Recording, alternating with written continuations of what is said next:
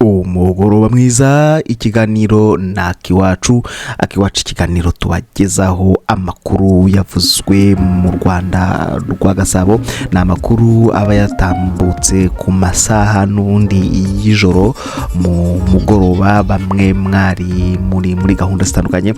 Ikiganiro akiwacu aho tubaterura imbumbe yose amakuru yanyuze kuri televiziyo y'igihugu cy'u Rwanda, aho abantu basaga 99% bakurikirana Ijwi y'urugwiro bumva ururimi bakomoka, tukabagenera ikiganiro cyakiwacu. Akeza kiwacu ngaka kandi keza koko ntabwo kihishira. Ndi Andre Isa kandi muri studio ipari mu Bufaransa, bibaye isaa sita z'ijoro, aho tubageza aya makuru abaherereye hirya no hino mushobora kuba mutabashije kuyumva.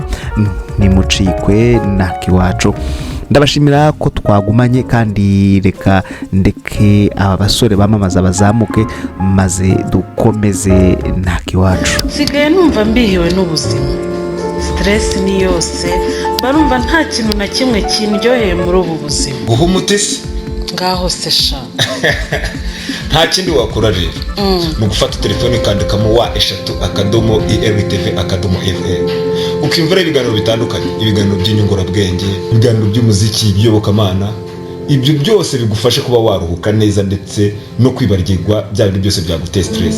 Ubikurikira aho ngaho. Dufite na channel ya YouTube, ushobora gukurikirana nayo ibyo biganiro byinshi bigiye bitandukanye. Nta kindi wakora rero ni ugufata telefone yawe n'ubundi ukandika kuri YouTube, ukandikamo irtv 250. Yego rata nkwiriye akantu. IRTV Ijwi y'urugwiro tuguhaye ikaze. Nitwa Paul Rutikanga, mfatanyije n'itsinda rigari kugira ngo aya makuru abageraho 5 kuri 5. Reka nongere mbaye ikaze mbabwira ko Perezida wa Repubulika Paul Kagame yakiriye abagize inama y'igihugu y'ubumenyi n'ikoranabuhanga NCST. Ibiro by'umukuru w'igihugu bikaba village urugwiro bikaba byatangaje ko baganiriye ku buryo bwakoreshwa ngo ubumenyi n'ikoranabuhanga byihutishe ubukungu n'imibereho y'Abanyarwanda. Inama y'igihugu y'ubumenyi n'ikoranabuhanga yashinzwe mu mwaka wa 2017 ikaba ifite inshingano yo gutuma u Rwanda ruhinduka igihugu gishingira ku bumenyi, ikoranabuhanga ndetse no guhanga ibishya, kikanakoresha mu guteza imbere imibereho myiza y'abaturage n'iterambere rirambye ry'ubukungu bw'igihugu n'ihiganwa ku masoko. Zimwe mu nshingano z'ingenzi z'inama y'igihugu y'ubumenyi n'ikoranabuhanga harimo kugira inama guverinoma mu bijyanye na politiki, amategeko n'igenzura mu byerekeye ubumenyi n'ikoranabuhanga ndetse n'ubushakashatsi no guhanga ibintu bishya, kandi igakurikirana ishyirwa mu bikorwa ry'izo politike n'amategeko. Kugira inama guverinoma mu kugena ibikorwa byihutirwa ku rwego rw'igihugu, ku rwego rw'ubumenyi, mu rwego rw'ubumenyi, guhanga ibintu bishya, ikoranabuhanga, ubushakashatsi n'iterambere ndetse n'uburyo ibyo bikorwa byaterwa inkunga. Hari kandi kugaragaza no guteza imbere ibyiciro by'imirimo bishya bisaba imbaraga n'ingamba zihariye mu guhanga ibintu bishya bishingiye ku ikoranabuhanga ndetse n'ubushakashatsi bwagirira igihugu akamaro. Dindure ingingo tubabwire ko Minisitiri w'Intebe Dr Edouard Ngirente asaba ubuyobozi bwa Banki Nyafurika itsura amajyambere gushyira imbaraga mu bikorwa byo kugeza amazi meza ku Banyarwanda, amashanyarazi ndetse no guteza imbere imyuga n'ubumenyi ngiro. Ibi ni bimwe mu byagarutsweho mu biganiro byahuje Minisitiri w'Intebe Dr Edouard Ngirente n'umuyobozi uhagarariye inyungu z'ibihugu byo mu karere ka Afurika y'Iburasirazuba mu nama y'ubutegetsi ya Banki Nyafurika itsura amajyambere. Nzayikora Jonathan ko tugiye kubikurikira mu nkuru ya Kwizera John Patrick. Banki Nyafurika itsura amajyambere isanzwe ifatanya na leta y'u Rwanda mu bikorwa bitandukanye bigamije iterambere, birimo iterambere ry'ibikorwa remezo.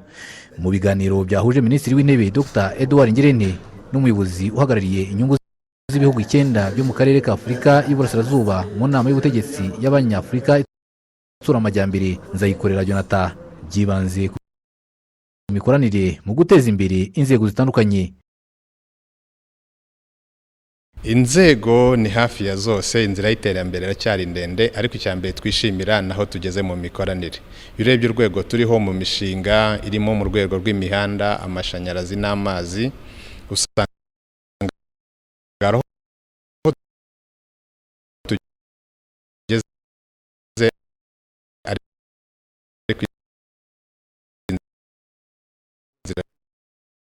cyari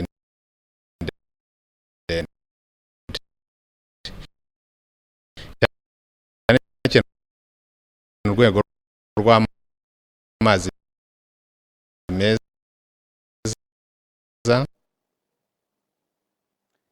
tubisegureho kubw'iyi nkuru ifite ikibazo mu kanya katarambiranye tuza kwibagezaho ubwiza kubitunganye neza. Dukobereze makuru avuga ko ikigega mpuzamahanga cy'imari ya IMF gitangaza ko u Rwanda rukomeje gukoresha neza inguzanyo n'inkunga ruhabwa n'ibigega ndetse n'ibigo mpuzamahanga by'imari. Jean Paul Maniraho na Gatarayiha Pierre Celestin badufitiye inkuru irambuye.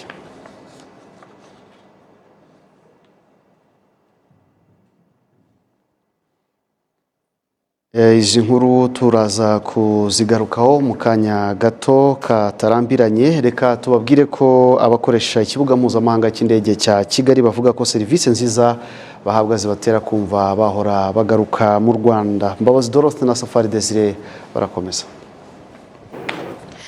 Saa 4:30 za mu gitondo imodoka isanzwe itwara abagenzi ku kibuga mpuzamahanga cy'indege cya Kigali igejeje abagenzi bazanywe n'indege ya sosiyete ya Rwandair aho binjirira bajya kwerekana ibyangombwa bibemerera kwinjira mu gihugu. Bakigera ku kibuga cy'indege bakiranywe urugwiro n'abayobozi batandukanye ba sosiyete zikora ubwikorezi bwo mu kirere. Ni muri gahunda yo gusoza icyumweru cyahariwe gushimira abagana serivisi z'ibibuga by'indege mu Rwanda. Bamwe mu banyura kuri iki kibuga bashima serivisi bahabwa bakavuga ko ari kimwe mu bituma bifuza kugaruka mu Rwanda. Nta kibazo na kimwe ndahurira nacyo hano. Ni byiza, serivisi ni nziza n'abantu ni beza bitangaje. Numva nifuza kujya mara weekend zose hano buri gihe.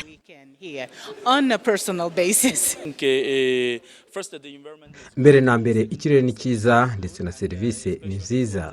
By'umwihariko abantu batwakira ni beza bafite n'imico myiza ku buryo na serivisi baduha yihuta. Uretse abakoresha ikibuga mpuzamahanga cy'indege cya Kigali bari mu ngendo, abatanga serivisi zirimo iz'ubucuruzi kuri iki kibuga bavuga ko ari amahirwe akomeye kuhakorera ndetse n'umwanya mwiza wo kugaragaza isura y'u Rwanda. Azabibona ukabimusobanurira, umara kubimusobanurira agahitamo icyo ashaka kandi nawe ukamusobanurira ibyiza. Nk'iyo bagezeho babirangira n'abandi kuko abenshi cyane cyane baza kugura bitwaje amafoto y'ibyo bagenzi babo baguze. Bikagaragara rero ko nabo bagenda baranga ibyo ibiri mu Rwanda. Dutanga serivisi zitandukanye ku bakiriya bacu. Dutanga serivisi nziza. Uburyo tugaragaza u Rwanda bitewe n'aho turi kandi bararwishimira muri rusange. Abakiriya bacu ndetse n'abagenda muri iki kibuga bumva bakunze u Rwanda cyane kurenza ibihugu byabo. Umuyobozi wa sosiyete nyarwanda ikora ubwikorezi bwo mu kirere Rwandair, Yvonne Makoro, ashima ubwitange bw'abakora ku kibuga cy'indege n'abandi bafatanyabikorwa bagira uruhare mu gutuma serivisi zihatangirwa zirushaho kunoga. Murakoze cyane. By'umwihariko ndashaka gushimira abakozi bacu bahorana n'abatugana buri munsi bakabitaho, bakora akazi kabo neza. Si abakozi ba Rwandair gusa ahubwo n'izindi sosiyete z'indege zikorera. Murakora cyane. Ndashima kandi abakora hakirirwa abatugana. Mukora akazi keza. Turizera ko tuzakomeza gukora neza uko ibihe bisimburana. Umuyobozi w'ikigo gishinzwe ibibuga by'indege Charles Habonimana avuga ko icyumweru cyahariwe abakiriya wabaye umwanya mwiza wo kuganira no kwisuzuma ndetse no kumva ibitekerezo by'abakiriya kuko bibafasha kurushaho gukora neza. Kuko ku kibuga cy'indege bundi ni ihuriro ry'ibikorwa byinshi, ntabwo ari ukuvuga yuko gusa ari kugenda cyangwa kuza mu Rwanda, ahubwo serivisi zitandukanye urazihasanga. Bityo rero abatanga izo serivisi twafashe umwanya mu cyumweru cyabanje tuganira ku cyo twakora mu buryo bwo kuzamura ireme rya serivisi dutanga, ibyo tubona dukwiye kunoza tukabinonosora. Navuga yuko abantu bose ubundi bavugaga yuko serivisi zitangirwa ku kibuga cy'indege zihuta, bashimishwa nuko harimo koroherezwa. Twiyemeza ko service delivery gutanga serivisi nziza kandi yihuse ari byo tuzagira intego, ariko noneho tukajya tunakora iyi celebration byibura rimwe mu gihembwe dufatanyije nk'abafatanyabikorwa bose bo kuri iki kibuga. Kugeza ubu ikigo cy'igihugu gishinzwe ibibuga by'indege gikorana na sosiyete 7 zo gutwara abantu mu ndege ndetse n'abandi bafatanyabikorwa batanga serivisi zitandukanye aha ku kibuga cy'indege mpuzamahanga cya Kigali. Mbabazi Dorothe, televiziyo y'u Rwanda i Kigali. Tubikomojeho mu kanya ko Minisitiri w'Intebe Dr Edouard Ngirente asaba ubuyobozi bwa Banki Nyafurika itsura amajyambere gushyira imbaraga mu bikorwa byo kugeza amazi meza ku Banyarwanda, amashanyarazi ndetse no guteza imbere imyuga n'ubumenyi ngiro. Tugiye kubikurikira mu nkuru twateguriwe na Kwizera John Patrick. Banki Nyafurika itsura amajyambere isanzwe ifatanya na leta y'u Rwanda mu bikorwa bitandukanye bigamije iterambere, birimo iterambere ry'ibikorwa remezo. Mu biganiro byahuje Minisitiri w'Intebe Dr Edouard Ngirente n'umuyobozi uhagarariye inyungu z'ibihugu 9 byo mu karere ka Afurika y'Iburasirazuba mu nama y'ubutegetsi y'Abanyafurika itsura amajyambere, nzayikorera Jonathan, byibanze ku mikoranire mu guteza imbere inzego zitandukanye. Inzego ni hafi ya zose, inzira y'iterambere iracyari ndende, ariko icyambere twishimira naho tugeze mu mikoranire. Urebye urwego turiho mu mishinga irimo mu rwego rw'imihanda, amashanyarazi n'amazi, usanga aho tugeze ariko inzira iracyari ndende. Cyane cyane urwego rw'amazi meza, n'urwego nyakubahwa Premier Ministre yadusabye gushyiramo imbaraga kugira ngo durusheho kongera serivisi z'amazi meza ku Banyarwanda kugira ngo tugere mu kigero twihaye. Icya kabiri dukwiye gukomeza gushyiramo imbaraga no kurushaho kongera umubare w'abaturage bagira amashanyarazi, kuko amashanyarazi ni ikintu gihindura ubuzima mu mibereho ya buri munsi, ni ikintu gihanga imirimo. Iyo nayo ni inzira twakomeza muri rusange. Ikindi cya nyuma ni ukongera ubushobozi bumenyi mu nzego zitandukanye, cyane cyane ku rubyiruko. Aha tuvugamo ari amashuri y'ubumenyi ngiro, cyo twita TVET mu ndimi z'amahanga. Uru ni urwego ruri ingenzi cyane ku iterambere ry'ubukungu bw'igihugu ndetse no guhanga imirimo. Nyakubahwa Minisitiri w'Intebe akaba yadusabye kurushaho kongera imbaraga dushyira mu urwo rwego.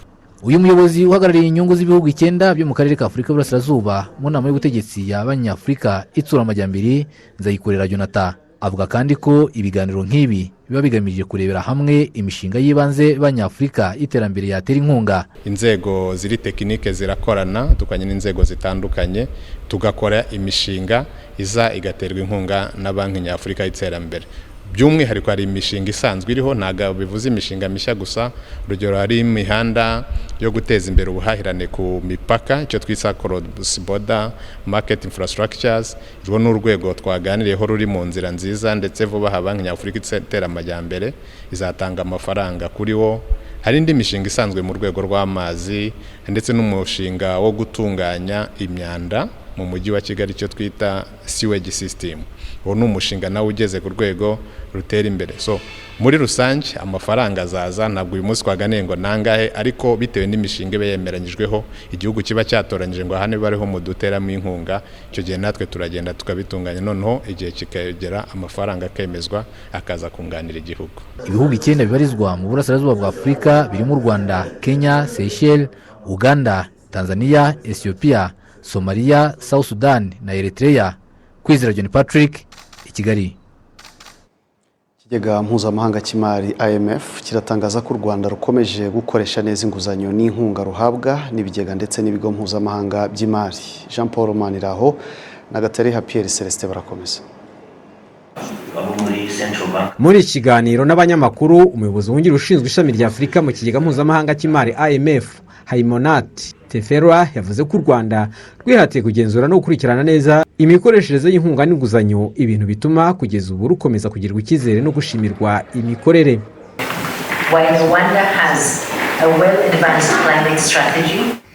U Rwanda rufite uburyo bwiza bw'igenamigambi, bigaragara ko urwego rw'imari n'igenamigambi rwashyize imbaraga zihagije mu kugenzura imikorere y'inkunga igihugu gihabwa. Rero turashimira cyane guverinoma ku buryo ishyira mu bikorwa gahunda z'imari.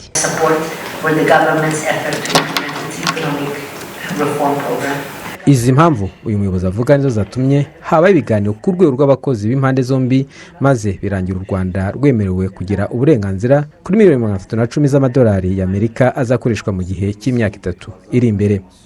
Minisitiri w'Imari n'Igenamigambi Dr Uziyendagijimana nawe ashimangira ko u Rwanda rwitwaye neza mu kubahiriza ibisabwa n'ibigega mpuzamahanga by'imari nka IMF mu myaka 3 ishize, ngo bigatanga icyizere ko mu minsi iri imbere ubukungu bw'igihugu buzanaguka, nubwo hakiri imbogamizi zikomoka ku cyorezo cya COVID-19 n'intambara hagati y'Uburusiya na Ukraine. Twumvikana kuri gahunda y'imyaka 3 niyo turangije ubu ngubu, tumaze kuganira uko ubukungu bwacu buzabifashe mu myaka 3 iri imbere, twumvikana no ku bibazo biriho cyane cyane bishingiye no ku bibazo biri ku isi, ndetse n'ibyacu by'umwihariko ndetse n'ingamba zizashyirwaho kugira ngo dukomeze kuzamura ubukungu ariko none ubukungu budahungabana bwihanganira ibibazo bitandukanye n'ibyo turimo, yaba icyo twagize, haba intambara ibera muri Ukraine n'ingaruka zayo ku bucuruzi n'ubukungu nibyo tumvikanyeho.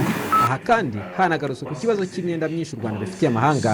Guverineri wa Banki Nkuru y'Igihugu John Rwangombwa avuga ko nta mpungenge iteye bitewe n'uko igihugu gifite ubushobozi bwo kuyishyura, nk'uko akomeza abisobanura. Amafaranga tugomba kwishyura buri mwaka ugereranyije n'imisoro twakira, ubundi ntugomba kurenza 23%. Iyo urengeje 23% ugeze ahantu uremerewe n'umwenda ugiye mu cyo twita debt distress. Twebwe u Rwanda iyo urebye uyu mwaka 2022 tuzaba turi kuri 14.5%. Umwaka utaha biziyongera gato kubera hari amafaranga yasigaye ya Eurobond yo muri 2013 izamuka igere kuri 30%, ariko namara kuva mu 2024 bizaba biri kuri 12.2%. Ubwo ni debt service to revenue ratio. Wafata debt service to export ugereranyije ayo tugomba kwishyura nayo tubona mu byo twohereza mu mahanga, nabyo bivuga yuko iyo ugeze kuri 21% uba utangiye uburemerewe n'umwenda. Twebwe u Rwanda muri 2022 turi kuri 11% ugereranyije na 21%. So mu mwaka utaha kubera yandi navuze bizazamuka bijye kuri 20, ariko muri 2024 bisubira ku 8.8%. So ni imibare gusa nkoresheje, ariko imibare y'ubwoko bune ikoreshwa mu kureba ko igihugu kiremewe n'imyenda cyangwa kitaremerewe. Ibi rero nibyo nabo bashingira kugaragaza ko u Rwanda nta kibazo dufite cyo kuba turemerewe n'uyu mwenda. Biteganijwe ko intumwa za IMF zizakomeza gusura u Rwanda nyuma ya buri mezi 6 zizamwe no kungurana ibitekerezo n'inzego zibishinzwe kwishyirwa mu bikorwa rya gahunda y'imyaka 3 impande zombi zemeranijweho. Jean Paul Maniraho, i Kigali. Naho urwego guverinoma y'u Rwanda yatangaje ko igiciro cya essence kitagomba kurenga amafaranga y'u Rwanda 1580 kuri litiro, naho igiciro cya mazutu cyo kitagomba kurenga amafaranga y'u Rwanda 1587 kuri litiro. N'ibiciro bitangira gukurikizwa guhera ku itariki 8 z'uku kwezi, no kuvuga kuri uyu wa gatandatu. Ubusanzwe litiro ya essence yaguraga amafaranga 1609, naho litiro ya mazutu ikagura 1607. Muri rusange ibiciro byagabanutseho amafaranga ari hagati ya 20 ndetse na 29 kuri buri litiro. Minisitiri w'ibikorwa remezo Dr Ernest Nsabimana avuga ko iyi ari inkuru nziza kuko bikwiye kugira icyo bihindura ku biciro by'ibindi bicuruzwa muri rusange, na cyane ko leta y'u Rwanda n'ubundi yigomwe imisoro isanzwe yakwa ku icuruzwa ry'ibikomoka kuri petrol, cyane cyane kuri mazutu ikoreshwa cyane. Uhera mu kwezi kwa 8 uyu mwaka ibiciro by'ibikomoka kuri petroli ku rwego rw'isi byatangiye kugabanuka. Ubwo ariko tuba tuvuga cyane aho petroli icukurwa muri biriya bihugu n'ubundi bigize umuryango wa OPEP, birimo ibihugu byinshi cyane cyane mu bihugu by'Abarabu. Urebye rero ko ku isi byagiye bihindagurika cyane guhera mu kwezi kwa 8, ibiciro by'ibikomoka kuri petroli cyane cyane ko leta ibikurikirana cyane, twatangiye kubona ko byagiye bitangira kumanuka cyane. Ukwezi kwa 8, ukwezi kwa 9, ukwezi kwa 10 nako turimo ubu ngubu rwose birimo biragenda bimanuka. Ibyo rero bikaba ari ibintu bitanga inkuru nziza aho twari tugeze ubu ngubu ko ibiciro rwose byari bitangiye kumanuka. Ari nayo mpamvu ubu ngubu mwabonye ko na hano iwacu ibiciro byamanutse. Tukanakongera kwibutsa abantu buriya ko ibikomoka kuri petroli tuba tugiye gucuruza muri kuno kwezi kwa 10, buriya aho bituruka urugendo rutwara amezi 2. So niyo mpamvu tuvuga ko guhera mu kwezi kwa 8, ukwezi kwa 9 nubwo tuvuga byaramanutse, ariyo mpamvu nyine ayo mezi 2 kugira ngo bitugereho natwe ubona yuko byamanutse. Guhera mu kwezi kwa 5 umwaka ushize leta yagiye ishyiramo amafaranga, kuko kugeza ubu ngubu imaze gushyiramo hafi miliyari 25 na miliyoni 5. Urumva kuva mu kwezi kwa 5 umwaka ushize leta yari imaze kwigomwa cyangwa se amafaranga ishyiramo inyunganizi kugira ngo ibiciro mu by'ukuri bitazamuka ku muvuduko biba biriho. Yari imaze gushyiramo hafi miliyari 85 na miliyoni 5 z'amafaranga y'u Rwanda. ubu iri manuka riratuma guverinoma y'u Rwanda ikomeza kugira ikishyiramo kugira ngo ibiciro bikomeze korohera umuguzi cyangwa ho nayo igiye kureba uko igabanya kugira ngo nayo amenshi yashyiragamo hano agabanuke bitewe nuko n'ubundi ibiciro ku isoko mpuzamahanga ngira ngo nibyo twarimo tuvuga mu kanya uko ibiciro byagiye bigabanuka ku isoko mpuzamahanga ntabwo byagabanutse kimwe. Essence yaragabanutse cyane ariko mazutu igabanuka ku kigero kitari kinini cyane, ari nacyo cyatumye ubundi essence nubwo mazutu nubwo yagabanutse ariko ubundi leta n'ubundi yitaza kugerageza cyangwa gushyiramo inyunganizi mazutu yari komeza ikiyongeraho amafaranga 51 kuri litiro, aribyo byatumye n'ubundi kugira ngo mazutu ibi cyane cyane ikoreshwa mu bwikorezi bw'ibintu bicuruzwa ndetse ikoreshwa cyane no mu modoka ubwikorezi bw'abantu muri rusange cyangwa public transport. No kuvuga ngo essence mazutu yari kuba igeze ku mafaranga 1658. So byatumye rero leta n'ubundi ishyiramo inyunganizi ya miliyari 4 kuko mazutu irakoreshwa cyane nkuko twarimo tubivuga mu mirimo itandukanye cyane y'ubwikorezi, bikaba byatumye iyi mazutu nayo igabanukaho amafaranga 20 kuri litiro. Ni Minisitiri w'ibikorwa remezo wagarukaga ku mpinduka zabayeho ku biciro by'ibikomoka kuri peteroli. Mu yandi makuru, Arikipieskopi wa Kigali Antoni Karidinali Kambanda yasabye ababyeyi gukorana n'abarezi mu mashuri mu burezi bw'abana babo mu rwego rwo kurushaho gutegura hazaza heza habo nk'umunyarwanda ukwiriye. Ibi akaba yabigarutseho kuri uyu wa gatanu ubwo yatangizaga umwaka Kiliziya Gatolika yahariye kwita ku burere bw'abana mu mashuri, nko tugiye kubikurikira mu nkuru twateguriwe na Fisto Felix Habineza. Kuba niga mu kigo cy'abihaye Imana n'umugisha. Simbi Kabera Gislaine agiye gusoza amasomo ye muri Collège Saint André. We na bagenzi be bahamya ko bahaherewe uburere buzababera impamvu. Nyabupfura abantu hoza hano muri Collège Saint André ngomba kugikoresha neza mu miyoborere, mu myitwarire ndetse no kubana n'abantu muri rusange. Hano aba discipline nyinshi cyane, nyine idufasha twese tugira discipline, tugenda ku murongo umwe twubahiriza igihe. Ikintu cya mbere badusaba cyane nyine kugira discipline, kwitwara neza, kwitwararika nyine n'ibyo biyobyabwenge tukabyirinda cyane ko mu kigo hano twebwe nta bihaba. Mu gukomeza gushimangira ubu burere n'imico ikwiye itozwa abana, kuri wa gatanu atangijwe umwaka wahariwe kwita ku burere bw'abana mu mashuri muri Kiliziya Gatolika.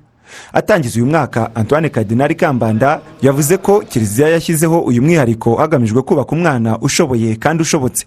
Ubaha Imana, ubaha abavandimwe, ubaha ibidukikije, ufite ikinyabupfura, ufite uburere butuma abana na bose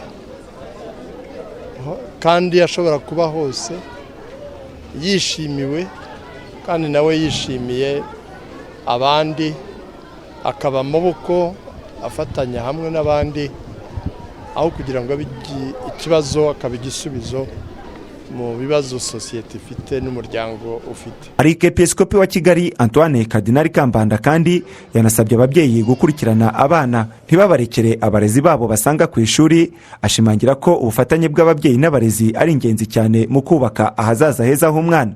Ubwo bufatanye rero ni ngombwa kugira ngo wa mwana ashobore gufashwa neza za mpano ze. Hari abana baba bafite amatarenta n'impano zipfa ubusa kubera yuko nta mukuru wazimenye kandi zashobora kugira akamaro, zikagirira uwo mwana n'umuryango w'akamaro ndetse n'igihugu. Umunyamabanga wa leta muri Minisiteri y'Uburezi ushinzwe amashuri abanza n'ayisumbuye Gaspard Twagirayezu avuga ko kuba Kiliziya Gatolika nk'umufatanyabikorwa wa leta mu burezi gushyira imbere kubaka uburere bw'umwana byuzuzanya n'icyerekezo cya leta. Uburere nibwo bwubaka umuntu, kandi ibindi byose dufite za science ndetse n'ibindi byubakira ku burere no ku bumuntu. So ibyo ngibyo rero akaba ari insanganyamatsiko nziza yo gutangiriraho, kandi tukaba twizeye ko no mwaka amashuri uzagenda neza. Kugeza ubu mu Rwanda Kiliziya Gatolika ifite amashuri abanza n'ayisumbuye yose hamwe 312, muri yo ayifatanyije na leta ni 1390. Ifite kandi kaminuza n'amashuri makuru bigera ku 8. Fisto Felix Habineza, i Kigali. mu yandi makuru kuri uyu mugoroba kandi inama y'igihugu ishinzwe ubumenyi n'ikoranabuhanga imaze gutanga ibihembo ku mishinga y'ubushakashatsi yahize indi. Ni igikorwa cyitabiriwe na mugenzi wacu Mbabazi Dorothe, tukaba turi kumwe nawe muri aya masaha. Mbabazi, turagusuje, wiriwe neza? Ndabasuje nanjye Paul, mwiriwe. Yego, hanyuma ngira ngo iyi mishinga, iki gikorwa cyo kuyihemba, watubwira niba gikomeje, niba cyahumuje, ndetse n'iyahize indi ni iyihe, ni iganjemo ikora iki? Yego, nk'uko wari umaze kubivuga, ni inama y'igihugu y'ubumenyi n'ikoranabuhanga bari mu gikorwa cyo guhemba imishinga yahize iyindi, ni ukuvuga imishinga yagaragaje ubumenyi cyangwa se kuzagira umusaruro ku baturage cyangwa ku bagenerwabikorwa izakorana nabo. Iyi mishinga ahanini rero yibandamo iy'iterambere rishingiye kandi ku ikoranabuhanga. Navuga nk'imishinga nk'ibiri yahembwe, harimo umushinga wo gusuzuma indwara z'uruhererekane, hakabamo umushinga wo gukora amashanyarazi atangiza ikirere. Iyo ni ibiri muri myinshi cyane, ni imishinga hafi 90 izahembwa miliyari 4 z'amafaranga y'u Rwanda. Urumva ko ntabwo yose nayijyamo ngo nyirondore, ariko ntagiye muri byinshi ndi kumwe n'umunyamabanga mukuru w'inama y'igihugu y'ubumenyi n'ikoranabuhanga, ni Dr. Eugene Mutimura. Ndagira ngo mwigize hino atubwire hashingiwe kuki, harebwa ibiki hajya guhembwa iriya mishinga ubwo murabona izatanga izihe cyangwa se izagirira abaturage akahe kamaro? Murakoze cyane. Ni imishinga itandukanye mu by'ukuri, ni imishinga twavuga y'ingeri ebyiri. Umushinga 5 yahembwe ni imishinga yo gufasha abategarugori n'abari mu by'ukuri kuba abayobozi mu bushakashatsi.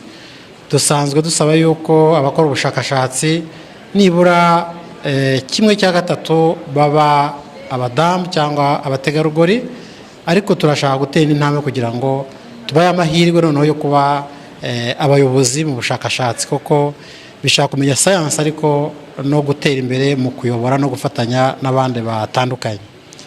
Indi mishinga iri mu ngeri mu by'ukuri y'abantu 10 bahawe iyi mishinga. Ni imishinga idasanzwe niko navuga.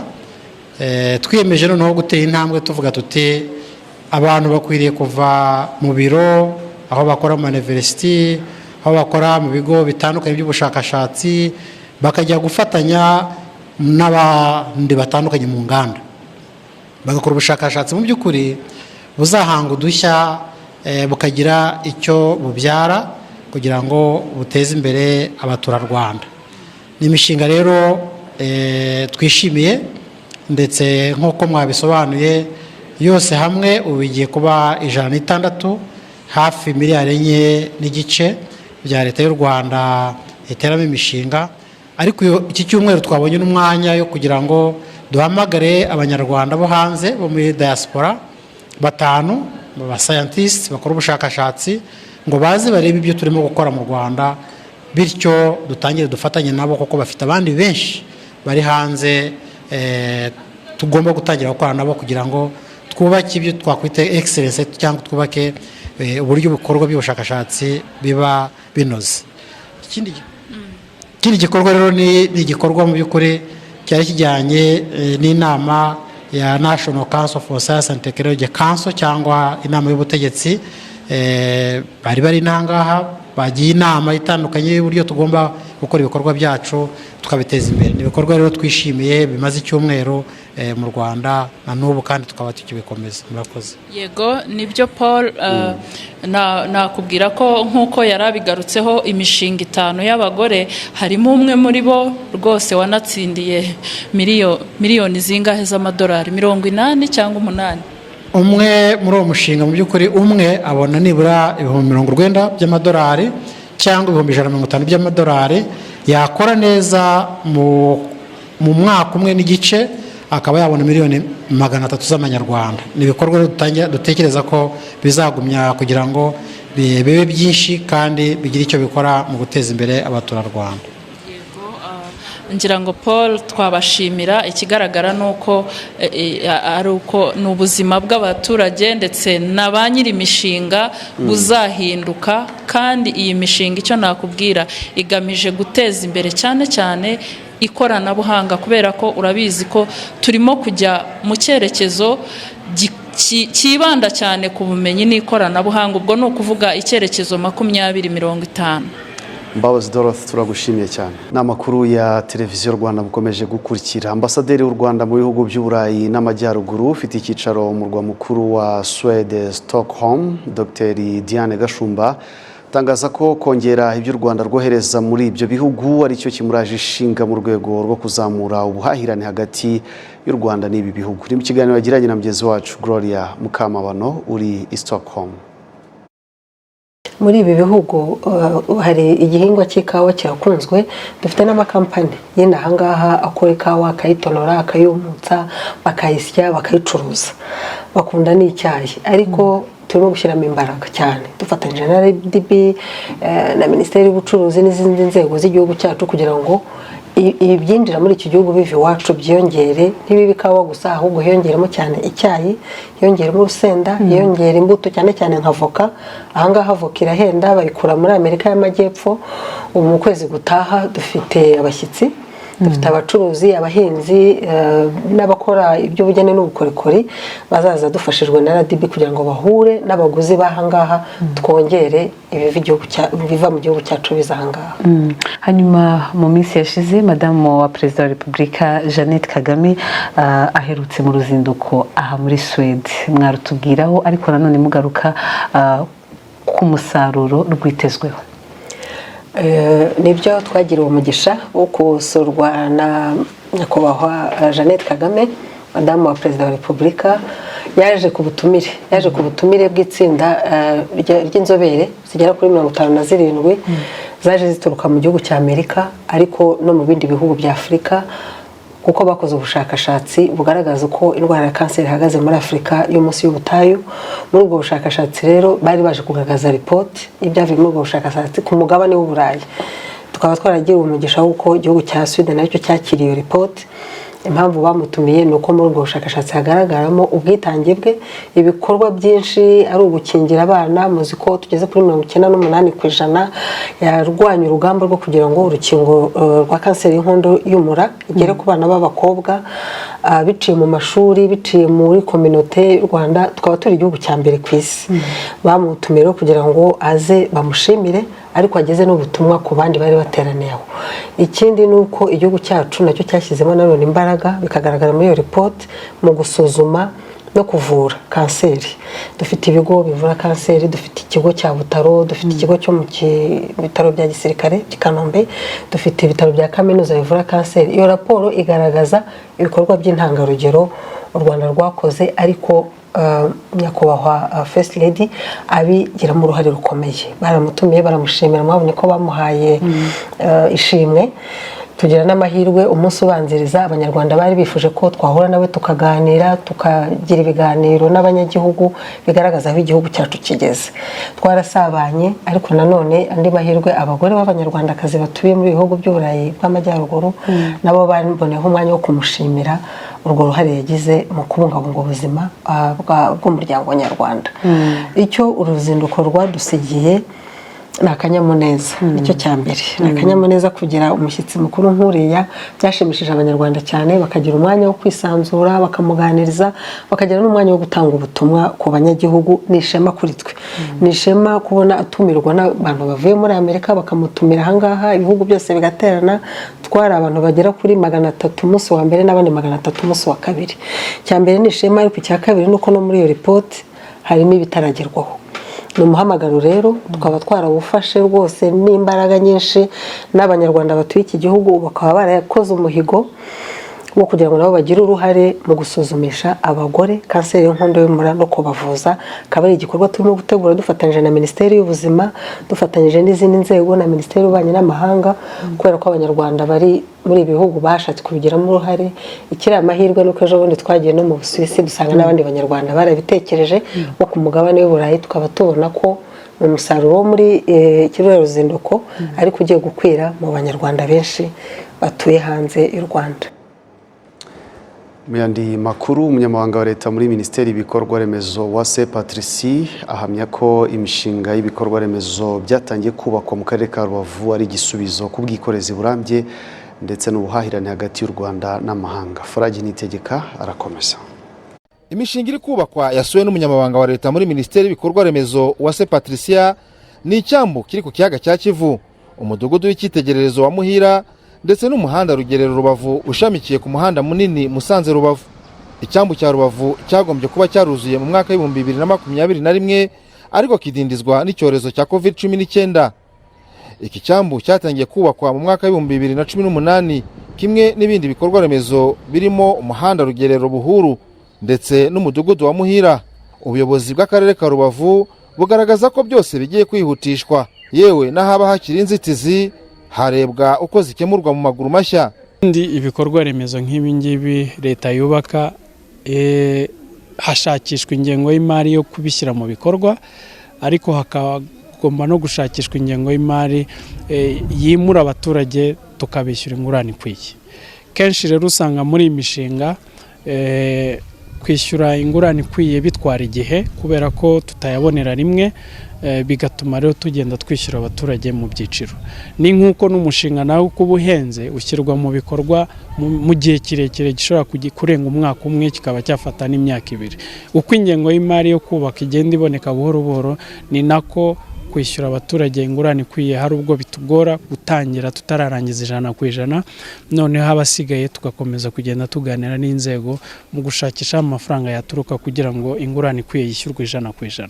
Iyo rero tutarayabona bishobora kudindiza umushinga. Icyo nacyo kudindiza umushinga kandi bigira n'ingaruka mbi ku bijyanye n'ikiguzi cy'umushinga ndetse no gutangira gukoresha icyo gikorwa remezo nabyo biratinda kandi atari cyo biba bitari muri gahunda za leta.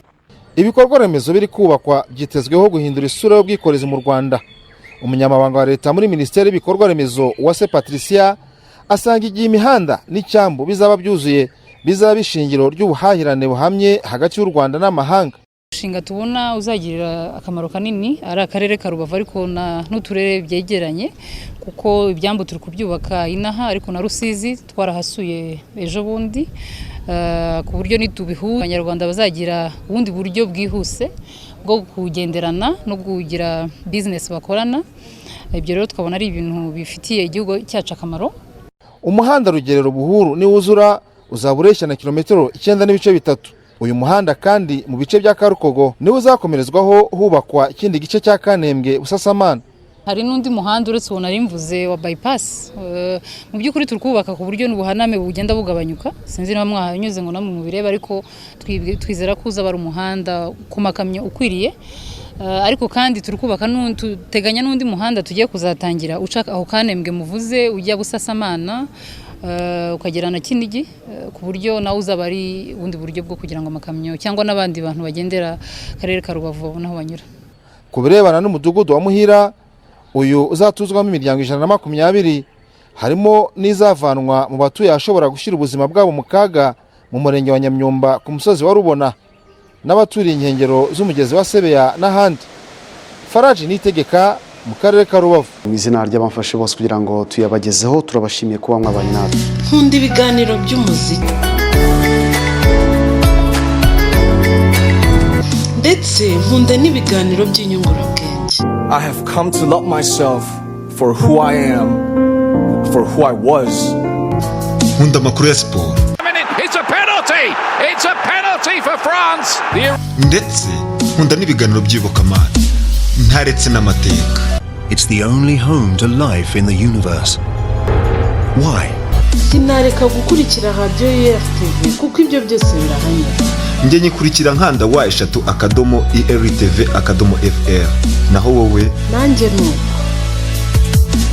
Ntabwo mbishidikanya ikiganiro kiwacu cyabanejeje mwese kandi na hejo mugire ijoro ryiza mwe muri mu karere igicuku ni cyose ariko abari hirya no hino mu dukurikiye mushobora kuba muri no kumanywa bifurije kugubwa neza bitewe n'igihe mufite uko kimeze. na Leandre Isaka, ikiganiro cya Raki Iwacu, radio ni IRTV ijwi ry'urugwiro. abari kuri YouTube namwe mwese mbahaye yambu.